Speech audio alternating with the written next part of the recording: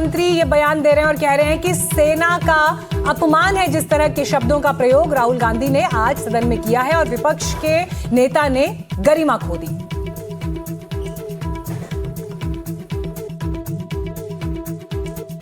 उससे कुछ मिनट पहले ही हमने प्रधानमंत्री की वो अपील देखी। उन्होंने पूरे संसद के हर सदस्य से अपील करी कि नारी शक्ति के लिए वोट करें। राहुल गांधी को बोलना था, लेकिन प्रधानमंत्री के लिए जिस तरीके के उन्होंने शब्द का प्रयोग किया, क्या कहेंगे? नारी शक्ति से जुड़ा हुआ ये पूरा मुद्दा था या कहीं और भटक गए थे राहुल गांधी? कंपन होते थे। लोग तो उन्हें विपक्ष के नेता के रूप में देख रहा था। अध्यक्ष जी ने भी उन्हें कहा कि वो हैं, तकनीकी तो है, लेकिन जो उनका आज वक्तव्य हुआ वो महज वो अपनी पीसी सरकार बन के एक फील्ड में ऐसे यूनियन मिनिस्टर पक्ष के नेता के रूप में देख रहा था। वो हैं, पीसी सरकार बन के एक फील्ड में ऐसे जुमलों का प्रयोग करते करते नारी बंधन की चर्चा भी नहीं की और उसी फील्ड में घूमते रह गए और फिर ऐसे शब्द का प्रयोग किया जो दुश्मन देश कर सकता था। बालाकोट पर, ऑपरेशन सिंदूर पर पाकिस्तान की भाषा बोलने लगे। ये दुर्भाग्यपूर्ण है और लोकतंत्र के मंदिर में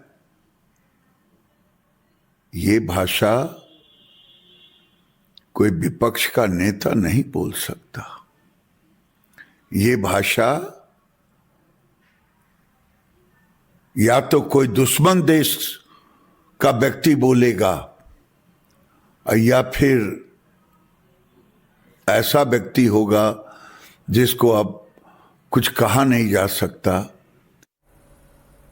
तो चलिए, एक तरफ बैठकों का दौर और गृहमंत्री की स्पीच और वोटिंग से पहले देखिए फ्लोर मैनेजमेंट भी दोनों ही पक्ष, सत्ता पक्ष विपक्ष, अपनी अपनी रणनीति के साथ। पंखुड़ी, आपने सुना अभी गिरिराज सिंह क्या कह रहे हैं? बड़ा क्लियर कट कह रहे हैं कि पाकिस्तान की भाषा बोल रहे हैं राहुल गांधी। स्पीच में जिस तरह से उन्होंने बालाकोट का जिक्र किया या जब उन्होंने ऑप सिंदूर का जिक्र किया, क्या जरूरी था इन विषयों पर बात करना, जबकि आज एक बहुत ही महत्वपूर्ण विषय पर बात हो रही थी? मैं इसीलिए बार बार उदाहरण दे रही हूं कि कल प्रियंका गांधी भी सदन में बोली, जिनको सबने चुपचाप सुना, शांति से सुना, सत्ता पक्ष के लोग बैठे हुए थे। बल्कि मुझे प्रियंका गांधी की स्पीच का वो हिस्सा याद है जिसमें उन्होंने गृहमंत्री पर टिप्पणी की कि गृहमंत्री हंस रहे हैं। चाणक्य का रेफरेंस वो लेकर आई। सरकार को आलोचनात्मक तरीके से अगर कटघरे में उन्होंने खड़ा भी किया तो गृहमंत्री जब सामने बैठे हैं उस समय किया, और उस समय भी सत्ता पक्ष से कोई उनकी स्पीच के समय पे नहीं बोला, क्योंकि जिस फ्लो के साथ वो बात कर रही थी वो अपने आप को कन्वे कर पा रही थी। क्या राहुल गांधी मुद्दे से भटक गए?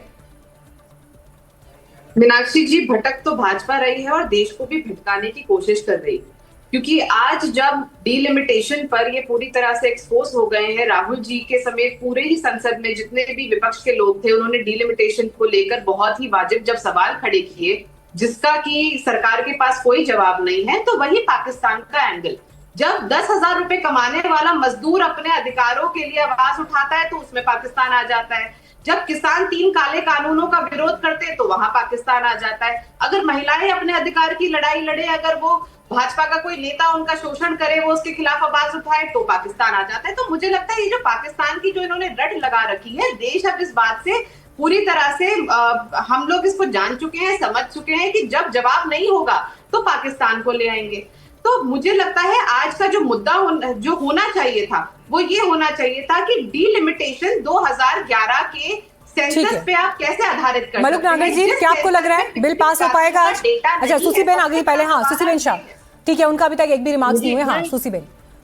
सभी को नमस्कार। और आज जो बिल पास नहीं होगा, मैं समझती हूँ सबसे बड़ी हार, सबसे बड़ी दुख की बात होगी हम महिलाओं के लिए, क्योंकि ये जो वुमेन्स रिजर्वेशन बिल है और डीलिमिटेशन बिल है, बड़ी साथ में जुड़े हुए हैं।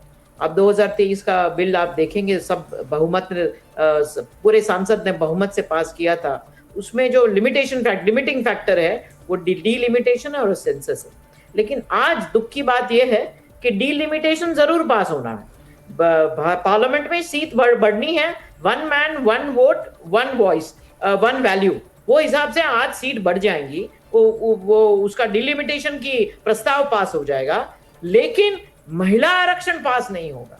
मैं समझती हूं महिला आरक्षण ही नारी शक्ति का आवाज पार्लियामेंट में वो ही आज मुद्दा था। लेकिन ये जो जिस प्रकार से Rahul ji, curious case of Rahul Gandhi, जिस प्रकार से वो भाष्य करते हैं, बात करते हैं, कभी बात करते हैं ओबीसी की, कभी बात माइनॉरिटी की, कभी शंकर, कभी शिव, कभी कुत्ता, कभी बाग में घूमना, ये क्या बात है?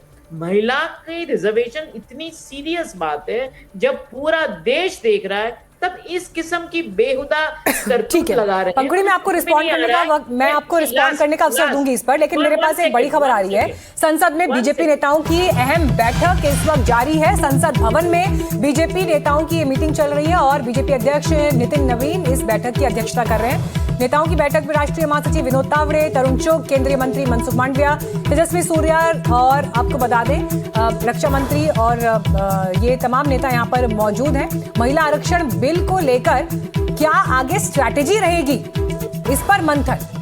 हिमांशु, क्या चल रहा है इस वक्त मीटिंग को लेकर? क्या अपडेट्स आपके पास आ रहे हैं? क्या तैयारी है सरकार की?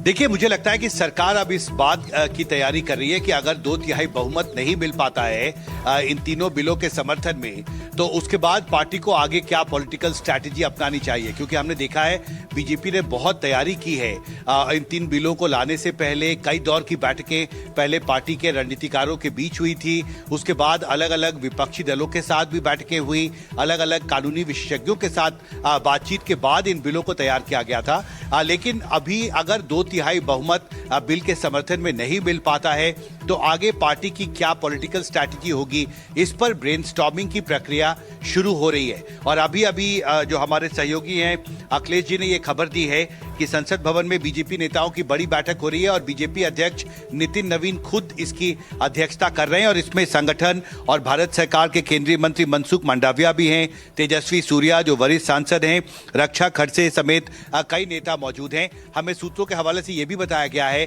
कि मतदान की प्रक्रिया पूरी होने के बाद भी एनडीए की एक और बड़ी बैठक होगी जिसमें प्रधानमंत्री मोदी खुद मौजूद रहेंगे। और ये एक ब्रेनस्टॉर्मिंग सेशन हम इसको मान सकते हैं कि पार्टी ने पूरी तैयारी की, कई दौर की बैठकें हुई, 2 दिन से चर्चा हो रही है। प्रधानमंत्री अमित शाह ने कई जो सवाल उठे विपक्ष की तरफ से उसका जवाब देने की कोशिश की है, स्पष्टीकरण दिया है। और उसके बाद अब पार्टी इस रणनीति में जुटी है कि अगर 2/3 बहुमत नहीं मिल पाता है तो कैसे इस मैसेज को लेकर आम लोगों के पास जाया जाए। इसमें 2 बातें बहुत महत्वपूर्ण है। देखिए, प्रधानमंत्री के ने जो अपील जारी किया था उसमें भी उन्होंने ये अपील किया है कि हमें ऐसा कुछ नहीं करना चाहिए जिससे कि इसी के पीछे देखिए अगला सवाल छिपा है और इसका जवाब मैं मनुक नागर जी से लूंगी।